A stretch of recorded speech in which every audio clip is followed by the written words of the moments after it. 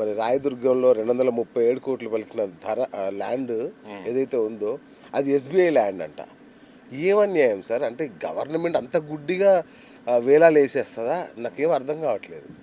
అదే అండి, నేను కూడా చూసా, సర్ప్రైజ్ అయ్యాను. జనరల్గా హెచ్ఎండిఏ వేలం ఇంతకుముందు జరిగిన వాటిలో ఎక్కడ కాంట్రవర్సరీలు కానీ ఎక్కడ జరగలేదు. న్యూ పోలీస్లో చూసినాం, రీసెంట్గా రాజపుష్ప అక్కడ కొల్లూరులో చూసాము, ఆక్షన్ అయింది. సో పబ్లిక్ ఆక్షన్ అయిన వాటిలో ఇప్పటిదాకా కాంట్రవర్షియల్ అనేది ఎక్కడ జరగలేదు. ఓకే. కానీ ఈసారి ఏంటంటే స్పెసిఫిక్గా ఇది నిన్న కేసు డాక్యుమెంట్ కూడా చూశాను, ఫైల్ చేసిన డాక్యుమెంట్. అందులో కూడా క్లియర్గా ఏమీ లేదు. అంటే వాళ్ళకి ఓనర్షిప్ ఎట్లా ఉందనేది ఎక్కడ రాయలేదు. ఎప్పుడో పాతకాలంలో మేము కొన్నాము, మాకు అలాట్మెంట్ అయింది అని చెప్పారు. ఎస్బీహెచ్కి అలాట్ అయింది అది గవర్నమెంట్ తరఫున. తర్వాత SBH is token over by SBI. మరి ఇన్ని రోజులు ఆక్షన్ చేసేటప్పుడు అదే సర్వే నెంబర్లో ఆక్షన్ కన్నా ముందు ఈ కాంట్రవర్సరీ ఎస్బీఐకి ఎలాంటి పెద్ద సంస్థకి తెలియదా? ఆక్షన్ చేసే ముందు ఏం చేశారు? సర్వే నెంబర్స్తో సహా అట్లీస్ట్ ఒక 1 month ముందు పబ్లికేషన్ అయింది. ఆల్మోస్ట్ ఆల్ ఓవర్ ఇండియా నుంచి టాప్ కంపెనీస్ అన్నీ బిడ్డింగ్లో పాల్గొన్నారు. వాళ్ళ లీగల్ వాళ్ళు కూడా ఉంటారు కదా, వెరిఫై చేసుకుంటారు కదా ల్యాండ్. ఊరికే వచ్చి బిడ్డింగ్లో పార్టిసిపేట్ చేయరు కదా. అప్పుడేమి డేటా రాలేదా, ఇన్ఫర్మేషన్ రాలేదా బయటికి అనేది? ఇదంతా ఒక తెలియట్లేదు ఏంటనేది, ఎగ్జాక్ట్ ఏమిట్లేదు. ఇప్పుడు హెచ్ఎండిఏ చేసినప్పుడు కూడా ఇది పబ్లిక్లో చేస్తున్న ఆక్షన్, నేషనల్ లెవెల్లో దీనికి రెస్పాన్స్ వస్తున్నప్పుడు వాళ్ళు జాగ్రత్తలు తీసుకోలేదా? లేదు ఎస్బీహెచ్ లాంటి కంపెనీలు వాళ్ళు సరిగ్గా మరి ఇప్పుడు నెల ముందే పబ్లిష్ చేసిన ఇన్ఫర్మేషన్ వాళ్ళకి తెలియకుండా ఇలా జరుగుంటుందా? ఆక్షన్ అయిన తర్వాత ఇందులో గవర్నమెంట్ రోల్ ఏంటి? వాళ్ళు ఆల్రెడీ ఎప్పుడో అలాట్మెంట్ చేసింది.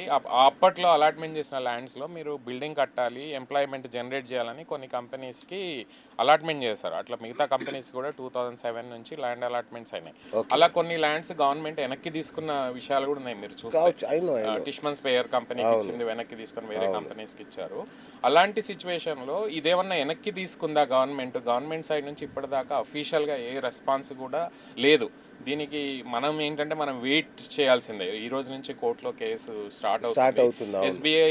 ఎస్బీహెచ్ వాళ్ళు ఏం డాక్యుమెంటేషన్ దీనికి సంబంధించినంత వరకు ఇస్తారు. ఇప్పుడు కొన్న కంపెనీ కూడా ఆల్రెడీ డబ్బులు కట్టేశారు, పేమెంట్లు కూడా అయిపోయినాయి.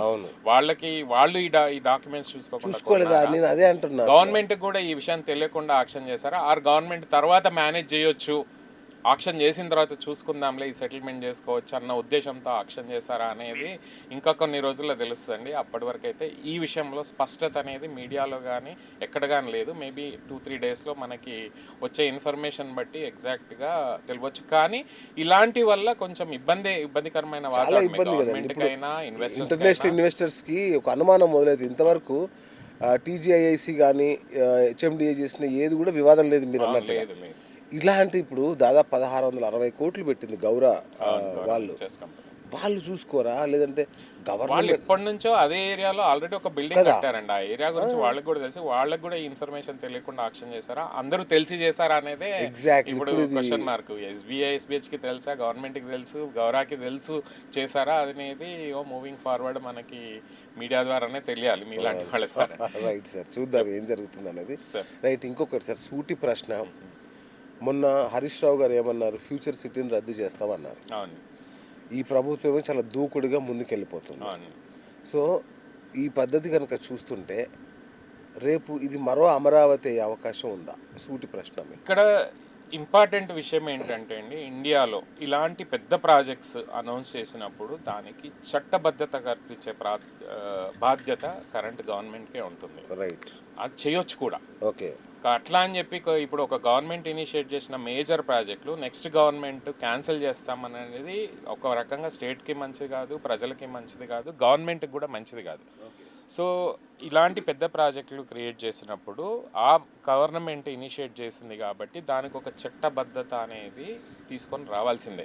దీనికి లేకపోతే ఏమవుతుంది, ఇన్వెస్టర్స్కి ప్రాబ్లం అవుతుంది, అక్కడ కొన్న కామన్ పర్సన్స్కి ప్రాబ్లం అవుతుంది. ఆ చుట్టుపక్కల ఈ ప్రాజెక్ట్ వస్తుంది, మనకి రేపు ఫ్యూచర్లో అప్రిషియేషన్ వస్తుంది అని ఒక middle class, upper middle class, lower middle class వాళ్ళు కొన్న వాళ్ళకి కూడా ప్రాబ్లం వస్తుంది. అంతే కదా. సో రేపు ఈ ఫ్యూచర్ సిటీ లాంటి ప్రాజెక్టులు అయినా, నియోపోలిస్ లాంటి ప్రాజెక్ట్స్ అయినా ఒక చట్టబద్ధత కల్పించే బాధ్యత గవర్నమెంట్దే. అందులో కంపల్సరీ ఆ ప్రాజెక్ట్ క్రియేట్ చేసినప్పుడు ఇది ఫ్యూచర్లో గవర్నమెంట్లు మారినప్పుడు మారకూడదు, చేయకూడదు అనేది ఒక చట్టబద్ధత కల్పించడము అయితే పాసిబిలిటీ ఉంది గవర్నమెంట్ ఉంది, అలా అవకాశం ఉంది. ఎవరంటే అట్లా కరెక్ట్ కాదు కదా. ఇప్పుడు ఒక గవర్నమెంట్ వచ్చి ప్రజల కోసం అని ఒక ప్రాజెక్ట్ తయారు చేసినప్పుడు, ఫర్ ఎగ్జాంపుల్ ఒక ఇరిగేషన్ ప్రాజెక్టే అనుకోండి, ఇరిగేషన్ ప్రాజెక్ట్ స్టార్ట్ అయినాక మధ్యలో ఇంకో గవర్నమెంట్ వచ్చి ఆపేస్తామంటే కరెక్ట్ కాదు కదా.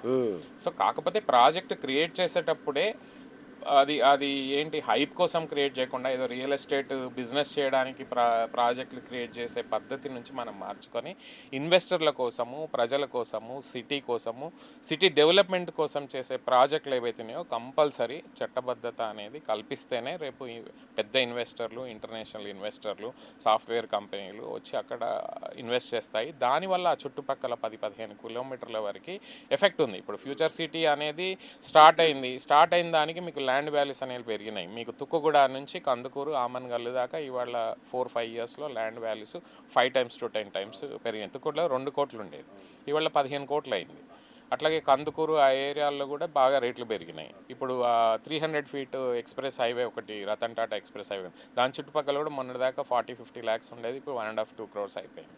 సో ఒక ప్రాజెక్ట్ వస్తుంది అన్నప్పుడు ప్రజలు దాన్ని నమ్మి, ఇన్వెస్టర్లు దాన్ని నమ్మి ప్రాజెక్ట్ అక్కడ ఇన్వెస్ట్ చేసినప్పుడు గవర్నమెంట్ బాధ్యత ఏంటంటే ఫ్యూచర్ గవర్నమెంట్స్ వచ్చినా ఆ ప్రాజెక్టుని ఏమి కదలకుండా, మార్చకుండా చేసుకునే బాధ్యత కూడా గవర్నమెంట్దే.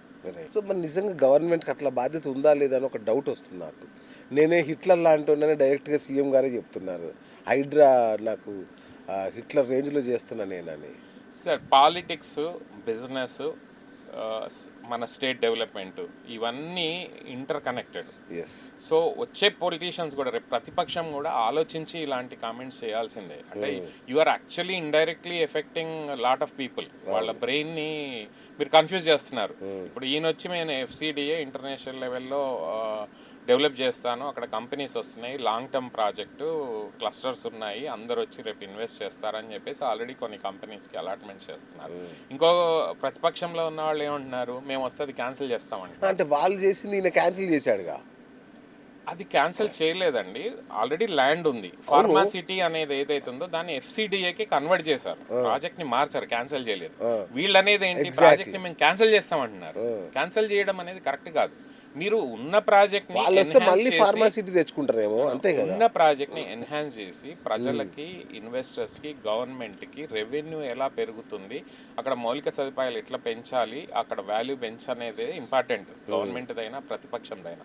ప్రతిపక్షం కూడా గవర్నమెంట్ ఒక మంచి ఇనిషియేటివ్ చేసినప్పుడు సపోర్ట్ చేయాలి, ప్రజలకి ఉపయోగపడుతుంది, ప్రజలకి వాల్యూ పెరుగుతుంది అన్నప్పుడు ప్రతిపక్షం కూడా అట్లాంటి స్టేట్మెంట్లు ఇవ్వడం వల్ల ఇన్వెస్టర్స్కి కాన్ఫిడెన్స్ తగ్గిపోతుంది. ఈ స్టేట్ దగ్గరికి ఎవరు వస్తారు అప్పుడు ఇన్వెస్ట్ చేయడానికి?